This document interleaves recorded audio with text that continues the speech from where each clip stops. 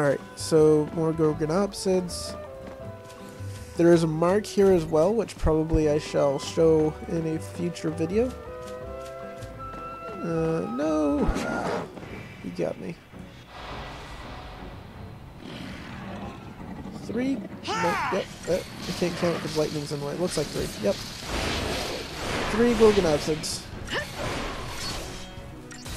And again, not a very difficult battle. They kind of weak. Alright, so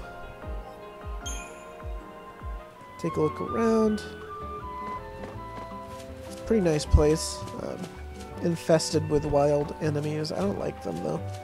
That right there, that sea stone, is a waypoint, and if you touch it, you can teleport to other places. But I need to be in this area, so I'll just keep going. Alright, so let's do some hopping. Go down these trees, I guess.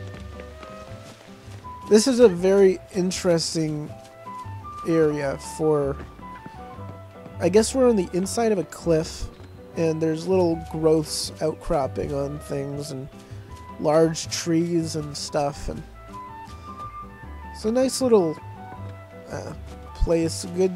Good design. I'm not sure if it geographically makes any sense or not. Geologically makes sense. Alright, that guy right there, he's a Svarog. Let's take a look over here, see how far up we are. Yeah, can't even see the bottom of the canyon. Let's not fall. Let's get back on solid ground here. Svarogs are very deadly at this point. There's a chest over here if you are at that stage. Chapter 11 Svarogs can definitely do some damage. Here we are. But I've already fought a couple of them, so they don't really scare me none anymore. Basically, in Chapter 11, you're going to want to use a Sentinel. Fang is a pretty decent Sentinel. And he has this one really devastating attack for Chapter 11, which can almost one-shot you and get you to definitely needing a healer. So, yeah, he doesn't get a chance to do it. So, can't remember what it's called right off the top of my head. And I didn't even get the one that's in the way. Some idiot Svarog went and got me from someplace else. Okay. Heading down the log. Here's a few Alrunes and a hybrid flora, I believe he's called. One of the few Flan enemies that does not have any dessert in their name, which is sad. Some Triffids. Oh. If you get those Triffids before they fully pop out of the ground, you can get a preemptive on them. Which is what I was trying to do and failed. Let's get rid of these Triffids. Shouldn't take too long. And go after the hybrid flora. We'll let lightning do that. I'll finish this guy. So yeah. The hybrid flora are strong against physical attacks, I believe. So I gotta use Ruin, which Snow is not very strong in magic, so it's going to be a little bit slow. And let's do the Sovereign Fist for... Oh, come on!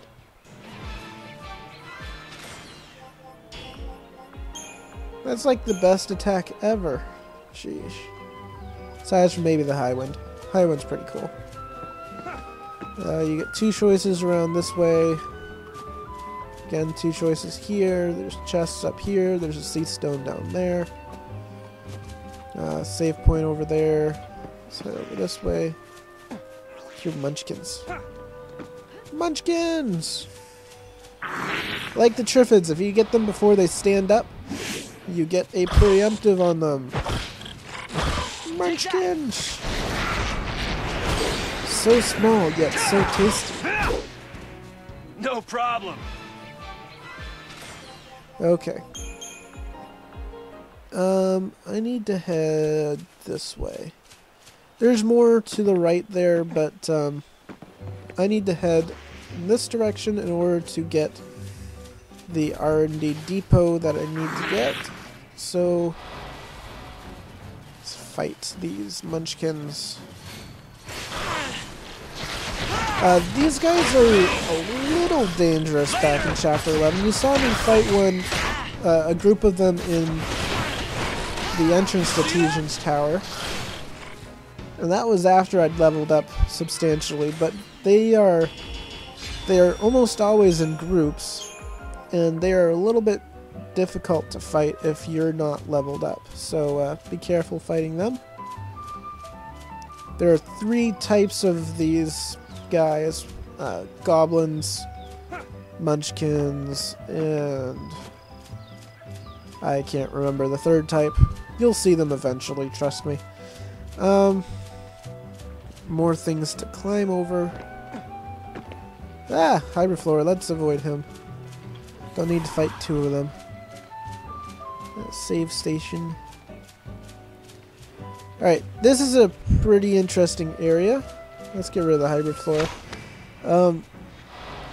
This area makes a big loop, and you can go around this loop several times, get pretty decent CP awards. Not very much for Gil, but yeah, pretty decent CP. Sovereign Fist! Yeah! The heroes always win! I didn't kill him. Come on. Easy. Oh well. Onwards. To the right. Yeah, let's go right. Right? Left? Right. We'll do light. Thank you. More munchkins. Well, that's interesting. If you saw the little intro, whatever it is, looks like ruins.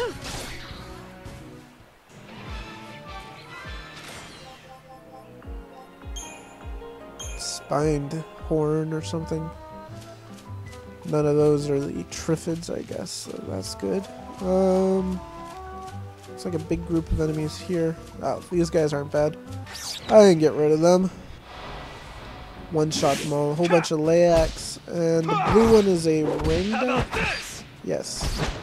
Get rid of that Rangda first, I guess. Later! No problem. And right, they are worshipping / guarding a treasure sphere. And again, I do not understand why cocoon type treasure spheres are all over the place. We get a mithril bangle, and let's see what that is. Mithril bangle. 300, that's something to sell. Okay. Onwards to the next group of enemies. We have more ruins. More munchkins. More ruins again. Alright. Yeah, again, these guys are not difficult. Just go aggression on them, and it shouldn't take more than 2 rounds, and they'll be done. Let's keep this up. Yes, let's keep this up. Okay. Heading this way to show you the loop.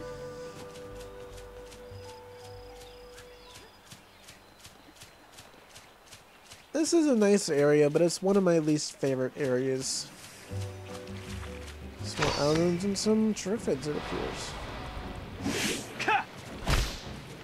I don't like it because when I first came here back in Chapter 11, I was severely underleveled, and it did not go well at all. It wasn't fun. And the spoils are just so poor. Notice how the Triffid kind of... It looks like a plant and it just disappears. That guy was facing me. How do I get a preemptive when he's facing me?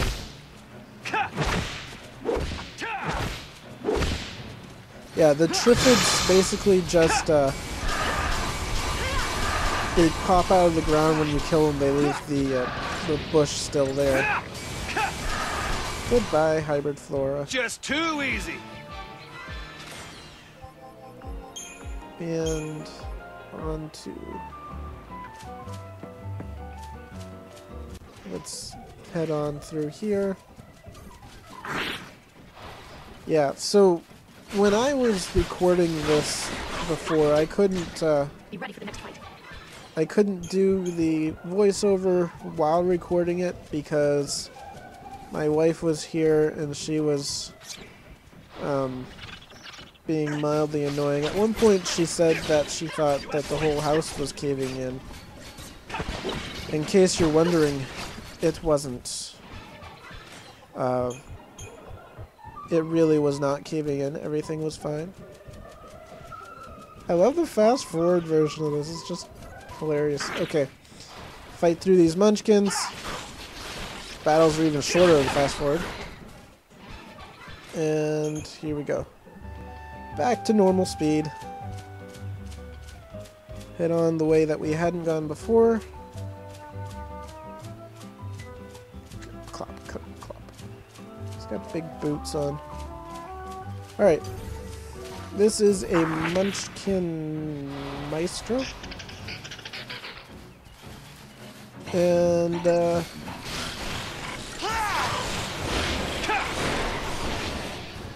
should I fight Munchkins? Yeah, there we go. The goblin enhancement thing can make the smaller Munchkins or goblins or whatever stronger. And that's not a good thing. And they can also morph into Munchkin Maestros themselves. Sort of like the Flan can, except it's... I don't think it's a combined kind of thing. Oh, let's take a look this way, because I never do. Alright. Onwards. Oh look, in the distance, there's a big tower of some sort. Two big towers. A sea stone. Let's check out this mission here. Mission, no place like home.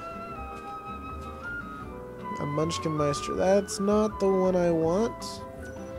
So I think I'll do that off screen. So I'll just go over here, do a little saving, and I will see you guys in a second.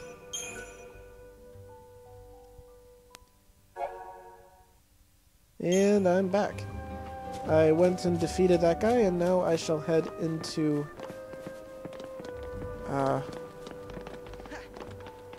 this area. This is an Archaeopolis. I can't remember the name of the Archaeopolis, and I can't open the treasure chest. There are two Archaeopolises, and I'm thinking of the wrong one. Hey, come on, get me. Hey. Hello? Hello? Hello? Come on. Finally. Jeez. Longest time of someone trying to touch me that they haven't. That sounds worse than I meant for it to.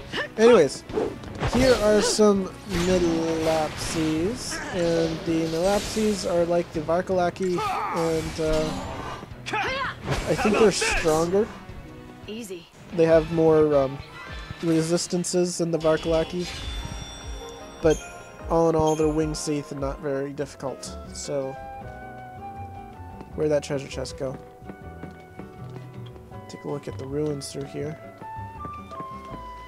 Now, it's interesting, these Archaeopolises, they're all huge cities, basically, except they've gone and been abandoned, and they are now filled full of Seath.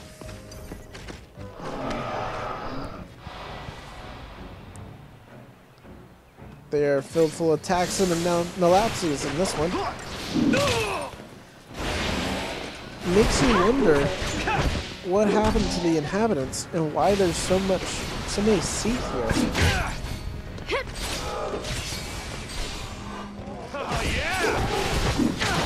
taxons aren't too difficult. I find it much harder to post commentary than while you're doing the game, because you know you're thinking of things while you're doing them. No and problem. It's kind of harder to go around afterward and do it. But I tried when recording this to give me a little bit of time to do some talking, and why did I jump in that direction? I don't know. More Nalapsi.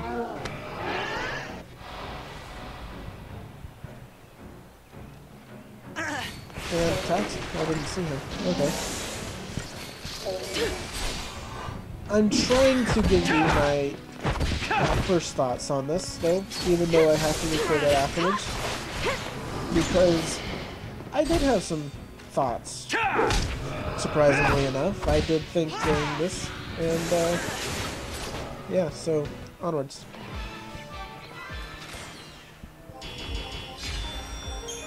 Nothing for spoils. I like this Archaeopolis with the with these posts and everything. There's a treasure sphere over there, which is why I'm fighting all these taxon at once. 4 taxon. These are not cool vampires, that would be annoying. But still, they're a little dangerous when they start hitting hope. Give him hell! Ow. 30,000. Take that! 25,000. This is where 13 really comes into its own. Back in 12, the max damage you could dole out is 9999. And this, the max damage you can dole out is 99999. And then there's a weapon that lets you do 999,999. That's a lot of 9s. And let's get this. We have a Whistlewind Scarf, of which I've already bought like 30 of them, so I don't need any more. What is this thing? Weird little... They look sort of like the, what is it? Teleport crystal kind of things from Final Fantasy XII. Haven't played that game in a while. Should go back to it. Gratuitous.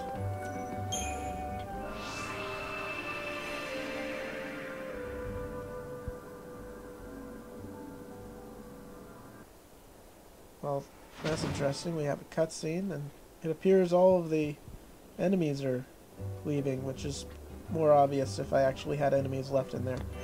They updated the data log. Let's check that out. You don't normally get a data log update right from the Undying. The Undying are fearsome Seath who, cursing their former foul sea masters for forsaking them at the end of their forced servitude. And I go too fast. Anyways, they retained the defiant strength of will they knew in life and dole out punishment to all who dare cross them. Basically, they are the foul sea's worst nightmare, a Seath gone bad. And probably all of us 6 here, if we turned into Seath, we'd probably all become Undying. That's my guess. Well, I don't know. Hope would probably turn into a sea stone first. Let's change my paradigms just a little bit. Give her Synergist, give me Synergist, and give him Synergist. Rapid growth? No, I need a Saboteur. Or Medic, I mean. Let's do Medic there. Alright. The point of that is, yeah, and let's actually set it as our active. Get some buffs on us ahead of time, and then go in and kill him.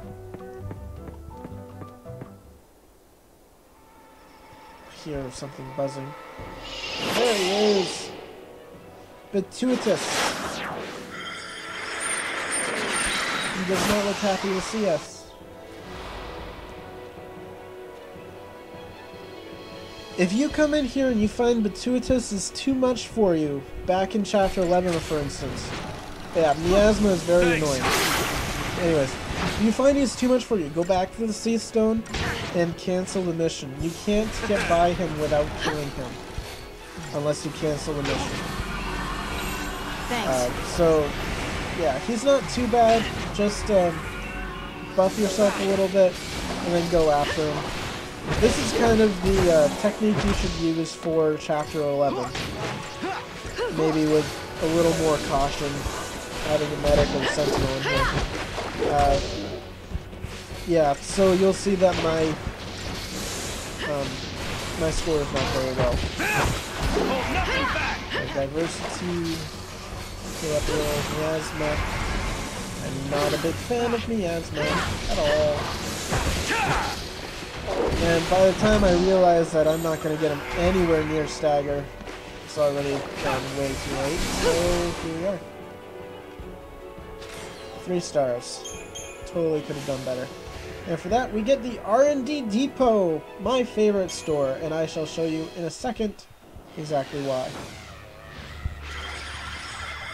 He goes to the weird contraption and turns into a crystal. And Snow's as confused as I am.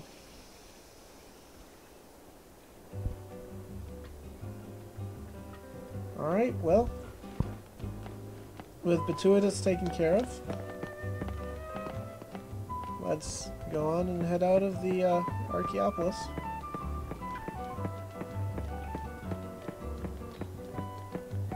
And basically the only reason to come here is for the treasure spheres and that one XIII mission. It's a cool place, but we won't be coming back until I try to 5-star all the missions. Which I am planning to do eventually, even though it's very difficult. As you can see, I've already gotten that one. Let's show you off the R&D Depot. Alright, first let's sell stuff. Don't need that whistlewind scarf and the Fulman ring, so... yeah, here I'm deciding whether or not to sell it, and I eventually... there we go. Components. Get rid of the rhodochrosite. Alright, so now I've got 52,000 gil and a bunch of junk. There we go. Alright, so I can buy ultra compact reactors. They cost 50,000 gil and give you 40,000 experience points. This right here is the main reason for getting the R&D Depot. The trapezohedrons cost 2 million gil. They're extremely expensive and very difficult to come across. And I shall spend several weeks trying to farm enough money for it. There is a quick and easy way of doing it, theoretically. That does not work for me. And now I'm showing you that I'm returning Orphan's Cradle. I may show that off in the future. Basically, the Adamantortus or whatever that we saw back at the Leviathan Plaza. You can go ahead and kill him, and he has a rare drop of the trapezohedron. Let me say rare again. That thing almost never drops, and it's so annoying. And I'm gonna head back to Eden Hall and go ahead and do some gil leveling, and I shall see you guys next time. This has been another fun adventure in Final Fantasy. This is the best place to farm for gil, by the way. Anyways, I'll save and I'll leave and call it a video. Ciao.